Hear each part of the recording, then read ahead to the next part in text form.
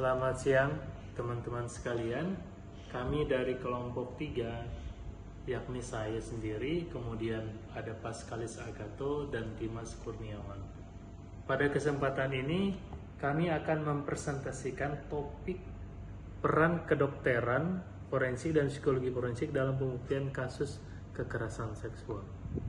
Mengapa kasus kekerasan seksual ini sulit dibuktikan? Yang pertama adalah bahwa bukti seringkali sulit diperoleh hanya dari keterangan saksi. Yang kedua, korban biasanya mengalami trauma berat dan kejadian secara tertutup. Oleh karena itu, diperlukan ilmu bantu untuk memperkuat pembuktian, dan dua ilmu bantu itu adalah kedokteran forensik dan psikologi forensik.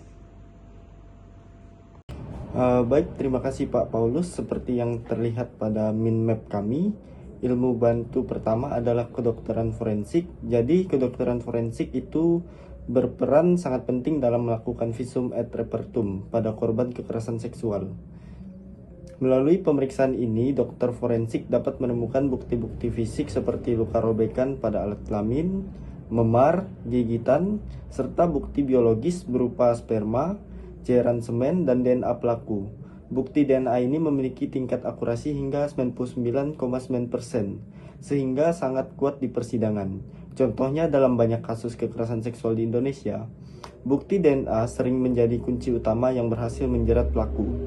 Selain itu juga, kedokteran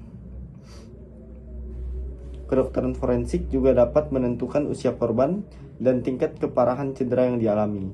Bukti-bukti inilah yang bersifat objektif dan sangat membantu memperkuat dakwaan jaksa.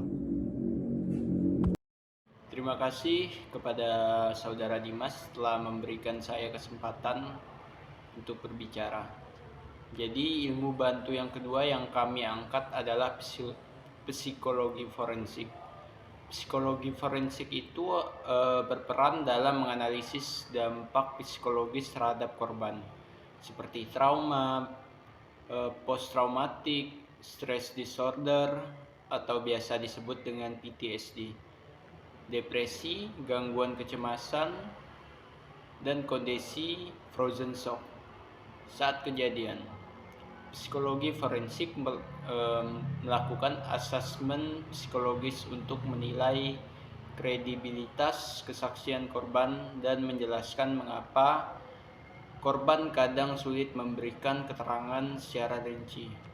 Selain itu, psikologi forensik juga dapat membuat profil psikologis pelaku. Misalnya, apakah pelaku memiliki kelainan seksual atau kecenderungan sebagai predator seksual berulang. Hal ini sangat membantu dalam membuktikan unsur mens rea atau niat jahat pelaku. Jadi, kesimpulannya, kedokteran forensik memberikan bukti fisik yang konkret dan ilmiah, sedangkan psikologi forensik memberikan pemahaman mendalam mengenai aspek kejiwaan korban dan juga pelaku. Kedua ilmu ini saling melengkapi dan sangat penting dalam membantu hakim menemukan kebenaran material serta memutuskan perkara secara adil. Demikian presentasi dari kelompok 3. Terima kasih atas perhatiannya. Assalamualaikum warahmatullahi wabarakatuh.